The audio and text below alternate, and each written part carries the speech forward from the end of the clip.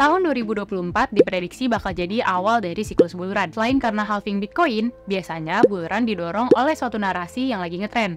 Misalnya tahun 2017 kemarin, bull run didukung oleh ICO boom. Nah, tahun 2021 didukung oleh DeFi dan juga Metaverse boom. Banyak analis dan juga para ahli yang memprediksi bahwa RWA atau Real World Asset bakal jadi salah satu narasi yang ngedorong bull run di tahun 2024. Tonton video ini kalau kamu nggak mau ketinggalan kereta dan kelewatan kesempatan buat profit lebih besar di tahun 2024. Hai, balik lagi sama aku Dila. Selamat datang di channel Koinvestasi. Karena tahun 2023 tinggal sebulan lagi, aku mau bahas gimana potensi kripto di tahun 2024. Akhir-akhir ini mulai banyak yang ngebahas soal Real World Asset atau RWA dan digadang-gadang bakal jadi narasi yang membawa bull run berikutnya. Nah, sebenarnya istilah apa lagi sih RWA dan gimana potensi ke depannya? Simak video ini sampai selesai karena aku juga bakal share contoh project-project dari RWA. Real World Asset atau RWA merupakan utilitas yang tanda kutip baru. RWA ini mencakup proyek-proyek kripto yang mempunyai nilai di dunia nyata dengan proses tokenisasi aset seperti obligasi, rumah, dan juga komoditi yang bisa diperjualbelikan di dalam blockchain yang diatur oleh smart contract. Kalau kamu pernah merhatiin atau nonton video interview dengan para ahli di Coinvest 2022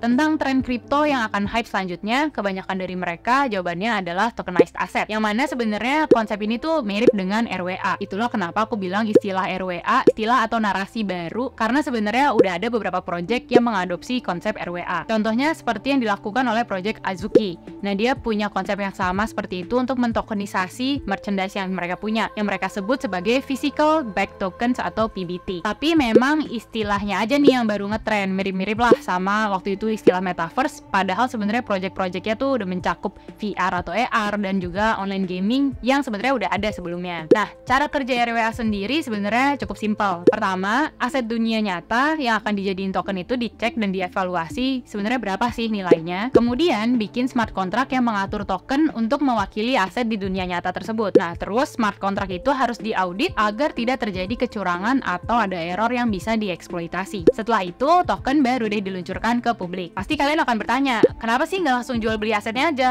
Terus kenapa harus dijadiin token? Nah, RWA ini mempunyai 3 keunggulan utama, yaitu likuiditasnya yang tinggi. Dengan tokenisasi ini bisa mempermudah akses investor kripto untuk investasi aset dunia nyata seperti karya seni, obligasi, hingga real estate dengan lebih cepat dan juga lebih luas. Apalagi ditambah dunia kripto yang 24 jam, semakin fleksibel untuk jual aset-aset dunia nyata tanpa adanya jam buka tutup layanan. Nah, yang kedua, itu aksesibilitas yang lebih luas. Jadi RWA ini mendukung investor retail dengan modal kecil untuk bisa memiliki sebagian kecil dari aset dunia nyata. Yang ketiga, transparansi dan juga keamanan. Dengan teknologi blockchain yang transparan, aset bisa dipantau oleh semua orang. Terlebih ada smart contract yang udah diaudit dan nggak bisa diubah, bisa meningkatkan keamanan aset yang ditokenisasi. Narasi RWA ini nggak cuma dari analis kripto aja, tapi juga udah dari beragam perusahaan consulting yang melihat bahwa blockchain punya potensi besar untuk menggerakkan aset-aset yang nggak liquid dengan cara tokenisasi. Nah, menurut perusahaan consulting terkemuka BCG, industri tokenisasi terhadap aset yang tidak liquid seperti real estate, sumber daya alam, tanah, komoditas, bahkan infrastruktur publik diprediksi bisa mencapai nilai hingga 16 triliun dolar pada tahun 2030. Nah, di Indonesia sendiri udah ada nih beberapa rencana yang menerapkan konsep RWA untuk mentokenisasi aset di dunia nyata. Contohnya pada bulan literasi kripto 2023 kemarin, Teguh Harmanda sebagai ketua Aspakrindo saat itu mengatakan bahwa Pegadaian akan membuat tokenisasi stablecoin dengan aset dasar emas.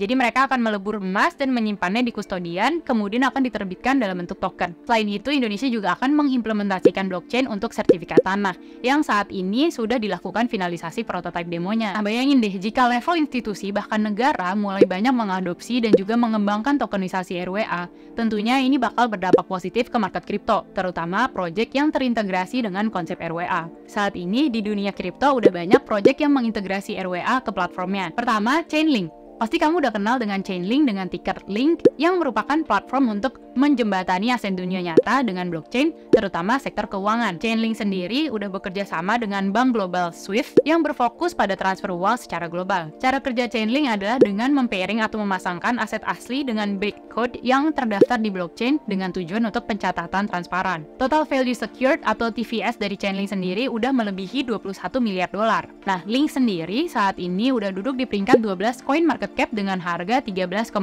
dolar yang sebelumnya udah pernah ATH di 52,88 dolar. Jadi kalau narasi RWA ini semakin naik, maka Link juga berpotensi untuk meningkat. Yang kedua, Goldfinch Finance dengan ticker GFI. Goldfinch Finance ini adalah protokol kredit terdesentralisasi di mana peminjam bisa mendapatkan pinjaman tanpa perlu memberikan aset kripto sebagai jaminan. Terus jaminannya apa dong? Nah, sebagai gantinya, pengguna di Goldfinch bisa menggadaikan aset nyata seperti surat perusahaan, bahkan rumah sebagai jaminan untuk mendapatkan pinjaman dalam stablecoin USDC. Protokol ini ditujukan untuk dana obligasi dan juga perusahaan fintech yang memungkinkan mereka untuk memperoleh dana tanpa harus menjual ke aset kripto mereka. Pada tanggal 19 Oktober, Goldfinch mencatatkan total TVL sebesar 102,99 juta dolar. Token GFI saat ini masih 0,4 dolar dengan peringkat di 585 coin market cap. Dengan harga HTH-nya pernah menyentuh hampir 35 dolar. Jadi jauh banget ya dari harga sekarang ke harga HTH-nya. Selanjutnya Centrifuge dengan ticker CFG. Centrifuge adalah protokol pembiayaan aset terdesentralisasi yang diluncurkan pada tahun 2020.